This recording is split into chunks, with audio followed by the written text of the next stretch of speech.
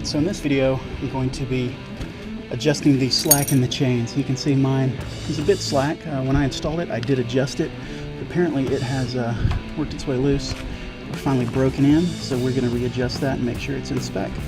So the first thing we need to do is remove this pin and loosen the nut here.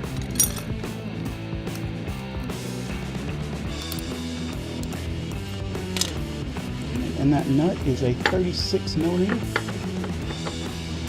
And one thing I wanted to discuss here, a lot of people don't really know how to loosen large bolts like this. I see a lot of people who would put this on and try to lift to get it to loosen. And while that might work, if you're super strong, you might actually hurt your back, and even worse. So the correct way to actually loosen a bolt like this, and this goes for lugs on a car, anything that's got a lot of torque on it. You want to push down. You always want to push down. And what you want to do is actually use your body weight to loosen it. So what I'm going to do is I'm just going to lean down on this and use my body weight to break it loose. No strain on my back. Nothing gets hurt. Still gets loose. Everything's fine. Once you get used to doing that, taking off bolts like this becomes a lot easier.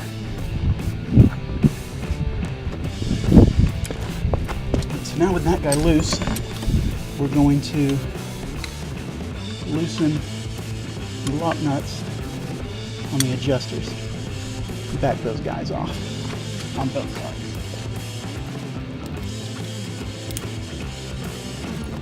We can now begin to adjust. It's a 12 millimeter lock nut. We've got a 10 millimeter adjuster here. We just start moving that guy out.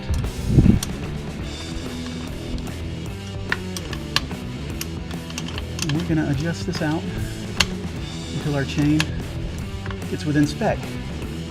And spec on this chain is a slack of 20 to 30 millimeters. Let me go ahead and tighten this guy up a bit here. So after we tighten it a bit, I'm just going to get in here with our ruler halfway between. We don't want to hit our guide here because that'll mess up our measurement. But I'm down here, it's at about 51 millimeters there. If I lift it up, it's about 30 millimeters, so that's 10, 20, about 21 millimeters, 22 millimeters. So that is within spec, 20 to 30 millimeters. Now we can go ahead and get this lock nut close to in place. Then we've got the next important thing where we've got to make sure that this rear wheel is in alignment with the front wheel. In order to do that, there's some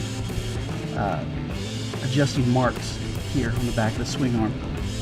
This one's painted black, so it's kind of hard to see, but as you look at the adjusters, I can see that we have 1, 2, 3, 4, and then my adjustment's basically right in the middle of the fifth mark. So I'm going to go to the other side and adjust it out to the same amount. And just for an extra measurement, it is at exactly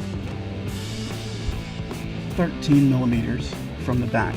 So I'm going to go to the other side, I'm going to count 5 marks, I'm going to verify that 13 millimeters and then tighten it down.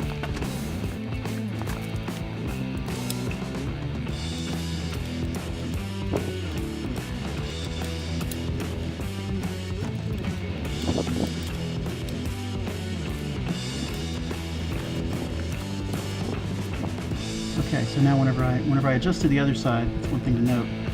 When you adjust the other side, this is going to move a little. So this is now at about 13.5 millimeters. So I will verify that on this side. Adjust it.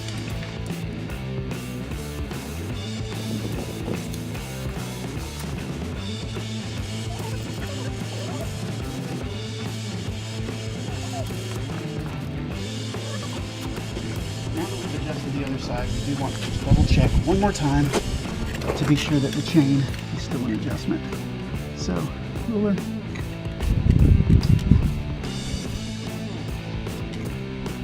spot to measure right there. 51 over 2. too tight now. So that's why you always double check it. We've only got 11 millimeters now, so we're gonna have to loosen that guy up.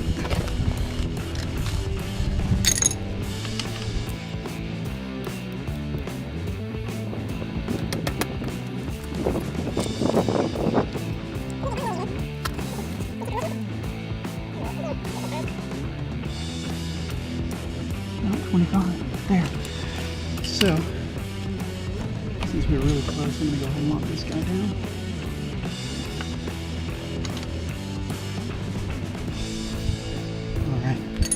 So that's locked down, and our measurement, 14 millimeters. You go verify the other side.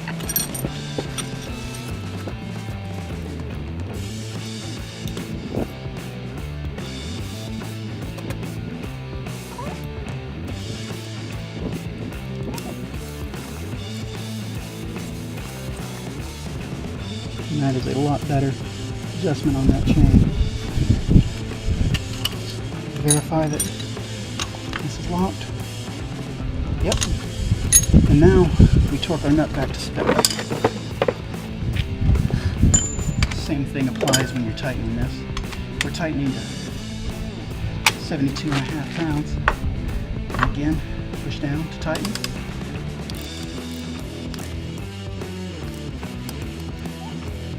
And actually, our pinhole doesn't line up quite right. I'm going to go just a little further, just to make sure we can get our pin through. There we go. And one thing I like to do, just to be sure on this type of a job, I'm going to loosen this lock nut.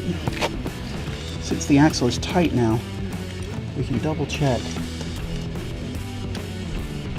that the adjuster is right up against it, and then retighten everything down just to make sure it's not going to slip once we start riding.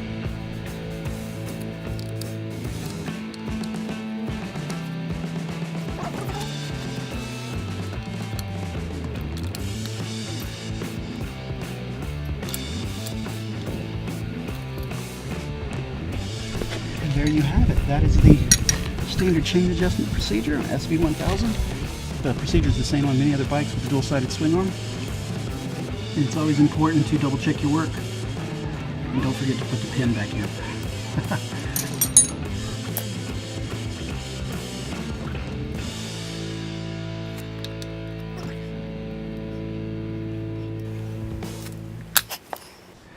Alright, now that we are not going to dive when this bolt backs off, always double check your work, people. And you can check out my other videos here and here.